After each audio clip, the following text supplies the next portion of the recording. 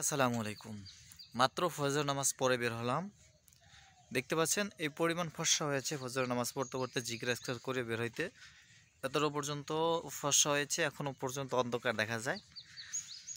এই ফজর নামাজের গুরুত্ব কতটা যে পরিমাণ আপনি আমি যদি বুঝতাম তাহলে কেউ ঘুমিয়ে থাকতাম না। আমরা নামাজকে গুরুত্বশীল মনে করি না, গুরুত্বহীন মনে করি। যদি নামাজকে গুরুত্বশীল মনে করতাম তাহলে অবশ্যই ফজরের সময় উঠতাম। আসলে মানুষ প্রকৃত নামাজি কি নামাজি না সেটা ফজরের সময় বোঝা যায়। যে ব্যক্তি ফজর নামাজ পড়তে পারে বোঝা যায় তার ভিতরে হিংসা অহংকার নাই, কারণ এই ফজরের সময় কেউ দেখে না। আত্মীয় স্বজন, বাপ মা, পরিবার, বন্ধু বান্ধব কেউ কিন্তু দেখে না যে ফজরের সময় নামাজ পড়তে যায়। এইটা কিন্তু একমাত্র আল্লাহর জন্যই হয়। যে ব্যক্তি ফজর নামাজ পড়তে পারে না সে ব্যক্তি কি আল্লাহর জন্য ইবাদত করে? আপনার কি মনে হয়? আমি বলবো না, কখনোই মনে হয় না।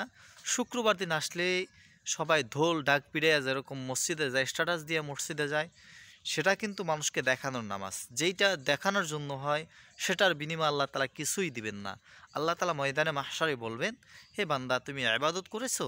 তখন বলবে, হ্যাঁ আল্লাহ, আপনার উদ্দেশ্যে আপনাকে রাজি খুশি করানোর জন্য আমি ইবাদত করছি। তখন আল্লাহ বলবে, তুমি ভুল বলছো, তুমি মিথ্যা বলছো, তুমি ইবাদত করছো মানুষজন তোমারে কয় নামাজি এই উদ্দেশ্যে।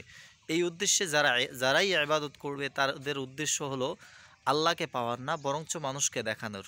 আর মানুষকে যে ব্যক্তি দেখানোর ইবাদত করবে তা আল্লাহ তালার কাছে তাকে দেওয়ার মতো কিছুই থাকবে না। মানুষকে দেখানো তো হয়ে গেছে।